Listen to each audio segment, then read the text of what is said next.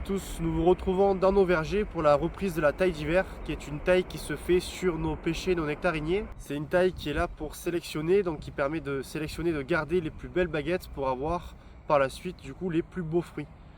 Donc cette taille elle se fait par temps sec, c'est pour ça que nous avions commencé en début janvier les 2 premières semaines et après nous avions arrêté. Il y a des gros risques de prolifération de maladies sur les pêchers nectariniers si on taille par temps trop humide.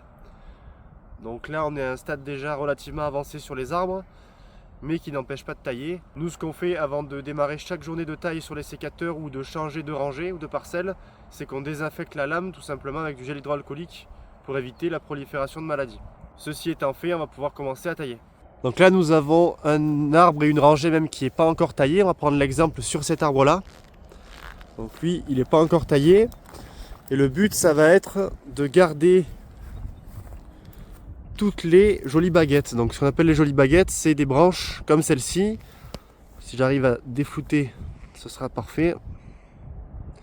Qui sont légèrement violacées et qui font en moyenne 50-60 cm et qui partent vers le haut. Il faut savoir qu'au printemps, à la montée de la sève, ça va faciliter justement le trajet de la sève, que la branche soit vers le haut, elle est plus fertile. Donc toutes ces branches là qui ont des boutons à fleurs du début jusqu'à la fin, et qui montent droite, on va essayer au maximum de les garder.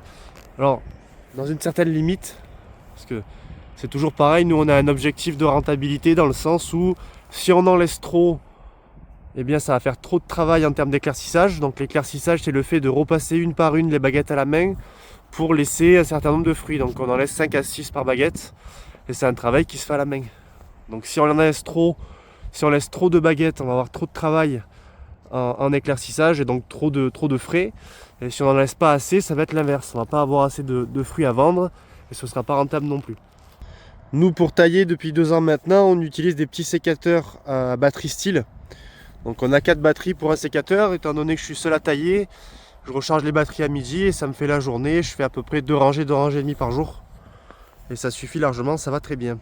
Donc là vous avez une partie d'une branche qui n'est pas encore taillée.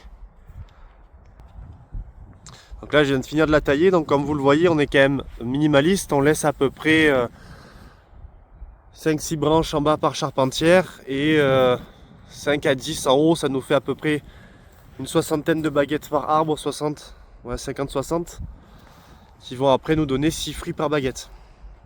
Donc là le but c'est vraiment de laisser toutes les belles baguettes, donc toutes celles qui montent verticalement pour avoir le maximum d'énergie dans celles-ci, pour avoir évidemment les plus beaux fruits. Donc pour le haut c'est pareil, là on n'est pas encore taillé. Là je viens de finir la partie haute de tailler, donc il y a vraiment uniquement les belles branches, les belles baguettes pardon, qui sont droites. Donc on va faire ça sur tout l'arbre.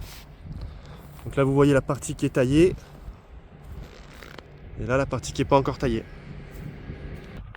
Donc là on a l'arbre qui est complètement fini d'être taillé, donc on a uniquement les belles baguettes qui sont sur ce même arbre.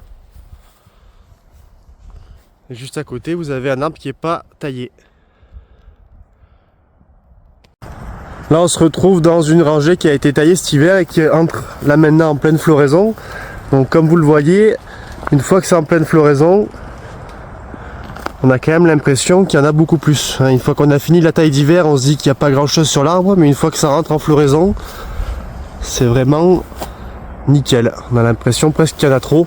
Là, il faut bien vous imaginer que chaque baguette va être reprise à la main pour laisser entre 4 à 6 fruits selon sa taille par baguette.